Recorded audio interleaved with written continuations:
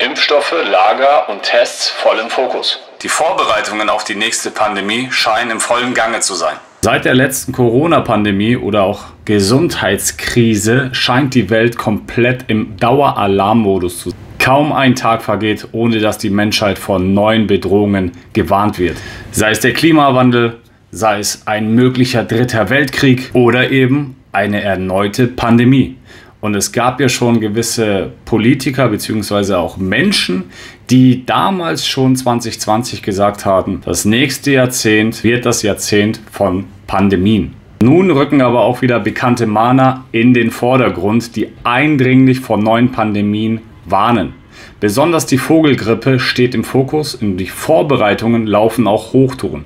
Ich habe dazu schon vor einigen Wochen einen Beitrag hier auf YouTube produziert und hochgeladen. Ich werde es am Ende des Videos verlinken, damit du dir eine mögliche Theorie des Ablaufes der nächsten Jahre dir gerne mal anschauen kannst.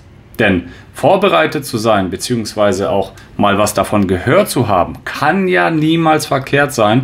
Nicht, dass man wieder lachend in eine Kreissäge läuft, wie viele das 2020 gemacht haben. Die WHO fordert nämlich neue Vorbereitungen auf die nächste Pandemie. Als ob sie schon wissen, was kommt. WHO-Chef Tedros hat die Regierungen weltweit dazu aufgerufen, sich auf mRNA-Massenimpfungen gegen die Vogelgrippe vorzubereiten.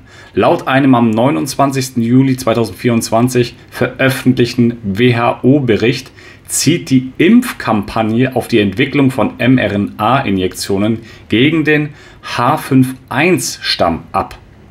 Synergium Biotech, ein argentinisches Unternehmen, hat die Leitung des Projekts übernommen und soll einen Konzeptnachweis mit präklinischen Modellen vorlegen. Wir kommen nun zu einem Menschen, der wirklich sehr viel zu sagen hat, weil wir haben ihn wirklich gewählt und er hat unsere Stimme und unser Recht, über uns zu entscheiden. Es ist natürlich der Microsoft-Gründer Bill Gates. Alle kennen ihn, den absoluten Multimilliardär und kompletten Philanthropen, der natürlich nur das Beste für die Menschheit will, ist ja ganz klar.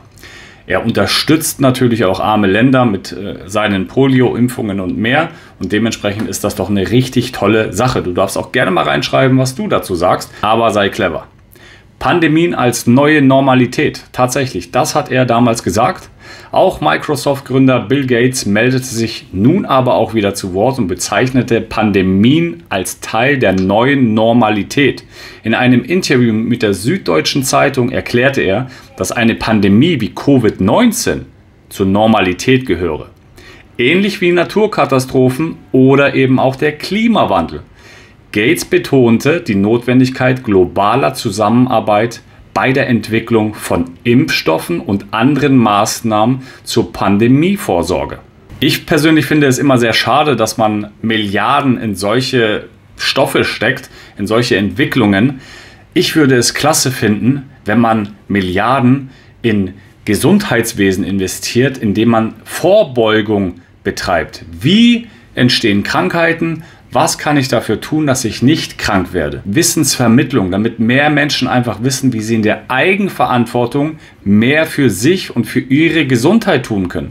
Das wäre doch mal angebracht. Schreib mir dazu auch gerne deine Meinung in die Kommentare. Alle kennen natürlich noch den Virologen Drosten.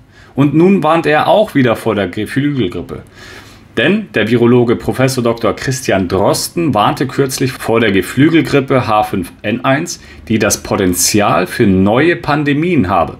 In den USA sei nämlich der Erreger bereits in den Milchviehbeständen und sogar in den Milchprodukten aufgetaucht. Ist ja widerlich. Da trinkst du deine Milch ganz genüsslich, willst du dir deine Portion Calcium noch reinballern und dann haust du dir noch die Viren rein.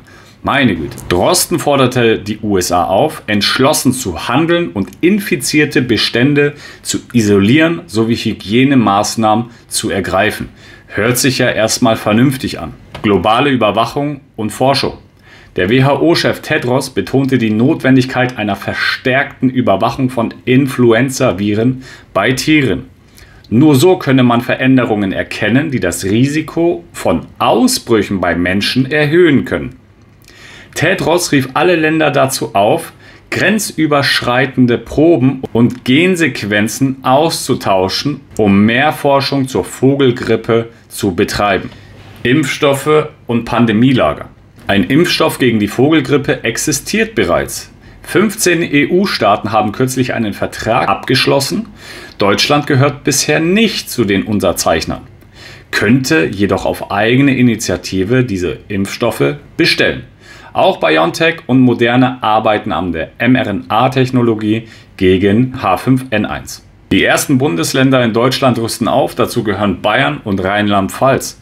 Auch auf Landesebene nämlich wird Vorbereitungen getroffen. Rheinland-Pfalz plant den Bau eines Pandemielagers in Andernach. Erinnert mich an Radio Andernach. Während Bayern nach einem neuen Standort für ihr Pandemie-Zentrallager sucht. Diese Lager sollen sicherstellen, dass im Ernstfall ausreichend Schutzausrüstung zur Verfügung steht. Fazit: Wachsamkeit und aber auch die Vorbereitungen. Die Warnungen vor einer neuen Pandemie werden lauter und die Vorbereitungen laufen auf Hochtouren.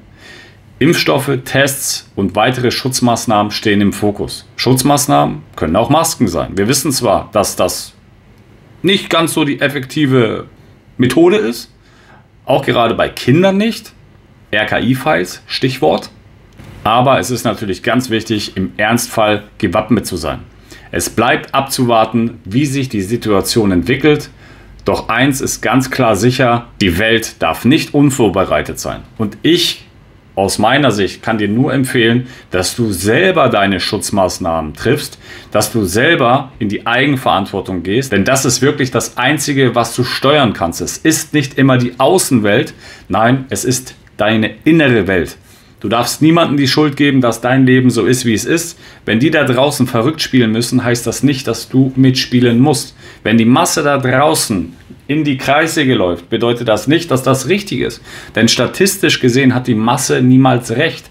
Und deswegen freue ich mich auch, dir mehr über das Thema Gesundheit beizubringen. Und dementsprechend freue ich mich natürlich, wenn du in die Eigenverantwortung gehst. Viele Menschen achten auf ihren Lifestyle, achten auf ihre Ernährung, achten auf genügend Bewegung. Der Mindset, es ist so eine wichtige Sache. Dann natürlich die Wasserversorgung. Nährstoffaufnahme. Heutzutage, jeder, der keine Nahrungsergänzungsmittel substituiert, sprich, wenn du kein Magnesium, Vitamin D, gerade in Deutschland, alle sind im Mangel. Und nur weil alle im Mangel sind, also 90% der deutschen Bevölkerung vom Vitamin D im Mangel, bedeutet das nicht, dass das richtig ist. Und wenn du von der Masse rausstechen willst, dann musst du auch was dafür tun. Und ich weiß, auch aus der Erfahrung von anderen Plattformen von mir, kannst du mir auch gerne folgen. Die Links in der Videobeschreibung. Weiß ich, dass so viele Menschen schon das Bewusstsein haben für sich und ihren eigenen Körper und Geist und in die Eigenverantwortung gehen. Und wenn du mehr darüber erfahren willst, bleib dran, folge mir auch auf den anderen Plattformen und schau gerne natürlich auch bei uns im Online-Shop iTransform.de vorbei. Dort findest du unsere Nährstoffe auf höchster Qualität, die wir selbst als Familie und auch unser Cookie einnehmen. Dementsprechend freue ich mich, wenn du vorbeischaust. Ich hoffe, dir hat das Video gefallen. Wenn ja, lass dem Video einen Daumen nach oben da, bleib gesund und gerne teile auch diesen Kanal. Beste Grüße aus Alanya, dein Markus.